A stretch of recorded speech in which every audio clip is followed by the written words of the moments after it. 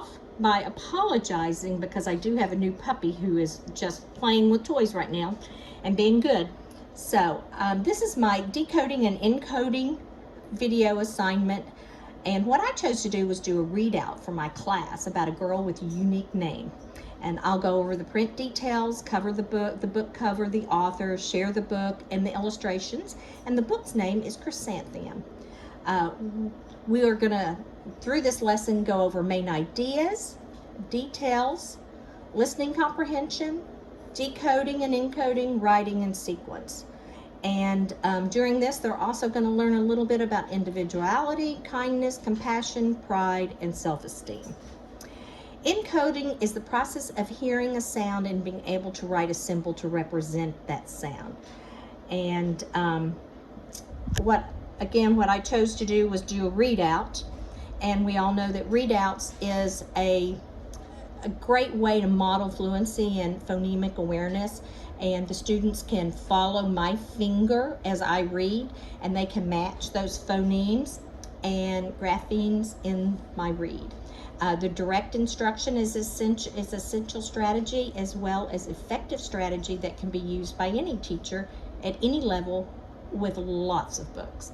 So we're going to do our class activity, and our class activity is each student has got their name at their desk, and they also have it where it's already written out for them so that they can practice their writing. And I also have, since it's the beginning of the school year, I have a picture there for them, and that way all of the students can get to know the other students. But what the students are going to do is they're going to spell out their name with our magnetic alphabet, and they're going to sound it out. And I want each student to write how many, like Alex has 2, Alex. If it was Ford, Ford only has 1. So I want the student to write down how many sounds they hear. And then as the students are working on their alphabet and their names, I do want them to come over and write while they're doing this. And remember, they're supposed to be writing down their how many sounds they hear. And then I'm going to take up their pictures, and then what we're going to do is I'm going to model to the students, I do, we do, you do, to show how each student will come to the board and they will pull a student's picture randomly, and they will use the whiteboard and magnetic letters. The students will show the picture to the class. We'll all say the name. They are to sound out the syllables, and they're to use the letters to spell the name based on the sound. We will continue this while each student has a turn. And as we do this, the students sitting at their desk also have paper. They have their magnetic letters, and they can do it as well. And we're going to say how many syllables in Alex. Alex, it's 2. How it's divided. And I did find a website that is called How Many Syllables, and it actually, you can use it, I think I'll use it for class, but it does have where you can have your video, and it says the pronunciation for the students. And then, like I said, we're going to do this for several of our students. How many syllables in Ford? Well, Ford only has 1. How it's divided? Well, there is no division. And then again, my students are going to write these out so we know.